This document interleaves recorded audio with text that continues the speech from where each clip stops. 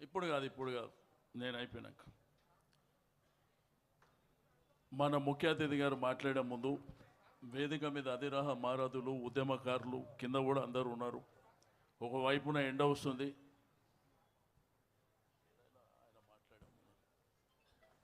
అయితే కొన్ని ఏంటంటే చరిత్రలో కొన్ని ఉంటాయి.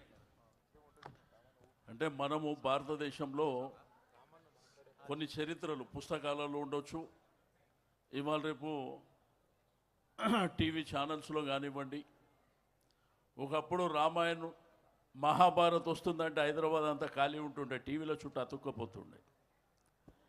అంటే దేశంలో మహాభారత్కి ఎంతైతే ఇంపార్టెన్స్ ఉందో అదేవిధంగా రామాయణంకు ఎంత ఇంపార్టెన్స్ ఉందో, ఈ భారతదేశానికి స్వాతంత్రం అంటే 1947 సంవత్సరం ఈ దేశానికి స్వాతంత్రం రావడానికి బ్రిటిష్ వాళ్ళతోని మరి అనేకమైనటువంటి హింసా మార్గంలో కాకుండా అహింసా మార్గంలో ముందుకెళ్ళాలని గాంధీ గారు ఉప్పు సత్యాగ్రహం కావచ్చు, క్విట్ ఇండియా మూమెంట్ కావచ్చు, అదేవిధంగా రజాకార్ల పోరాటం కావచ్చు. అయితే ఈ చరిత్ర ఏంటంటే దేశంలో ప్రత్యేకించి మన భారతదేశంలో కొన్ని చరిత్రలు ఉంటాయి. ఒక రాజకీయ పార్టీ పెట్టవచ్చు, ఒకళ్ళు ఇండిపెండెంట్గా కార్పొరేటర్ కావచ్చు, రాజకీయ పార్టీల ద్వారా ఎమ్మెల్యేలు కావచ్చు, ఎంపీలు కావచ్చు. ఇవన్నీ మన దేశంలో సర్వసాధారణంగా జరుగుతున్నాయి. కానీ భారతదేశంలో ఒక రాష్ట్రాన్ని తీసుకురావడం అనేది అది సామాన్యమైనటువంటి విషయం కాదు.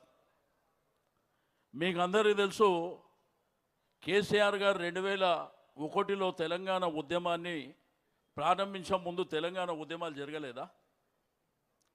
1969లో జరగలేదా? మరి ఎందుకు సాకారం కాలే? ఎందుకు రాష్ట్రంగా ఏర్పడలే?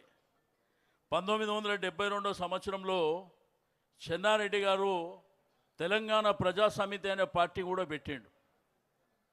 11 10 మంది ఎంపీలు కూడా గెలిచారు. ఎందుకు సాకారం కాలే? వాళ్ళలో చిత్తశుద్ధి లేదు.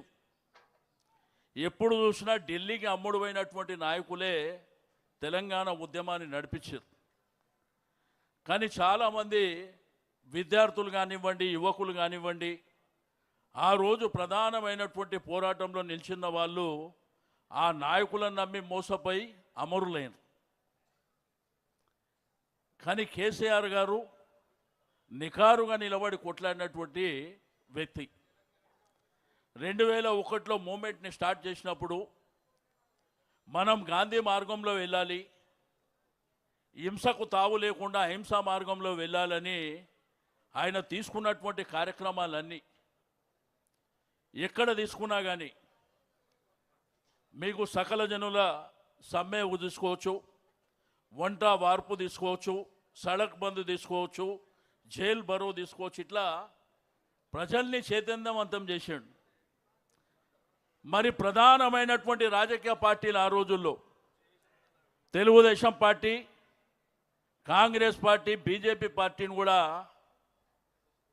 సచ్చినట్టు ఆ ఉద్యమానికి వచ్చేటట్టు ప్రయత్నం చేశాడు. అంటే దేశాన్ని ఆకర్షించాలి, కేంద్ర ప్రభుత్వం మెడలు వంచాలి, తద్వారా మన రాష్ట్రాన్ని మనం సాధించుకోవాలి. ఎందుకంటే ఆ రోజుల్లో గోస తెలుసు, నీళ్ళ గోస, కరెంటు గోస తెలుసు, ఉద్యోగాల గోస తెలుసు.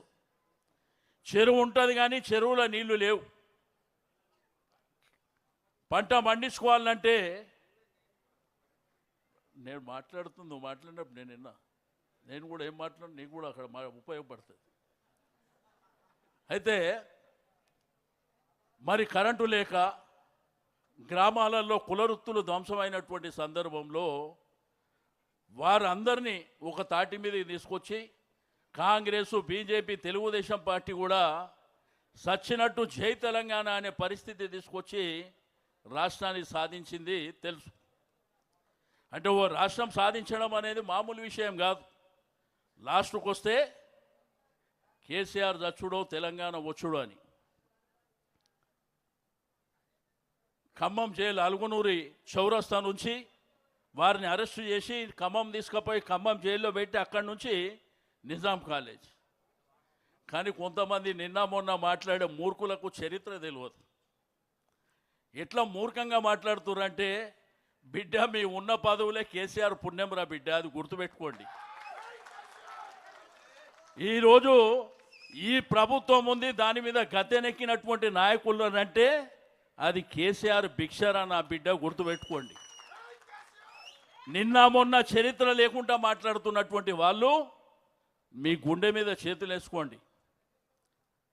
ఈరోజు సెక్రటరియట్ బాగలేదు, ఇక్కడ ఉన్న కమాండ్ కంట్రోల్ బాగలేదు, ముఖ్యమంత్రి గారి ఇల్లు కూడా బాగలేదు అన్నటువంటి మూర్ఖుల రాడ ఎందుకు కూర్చుంటుర్రా మీరు?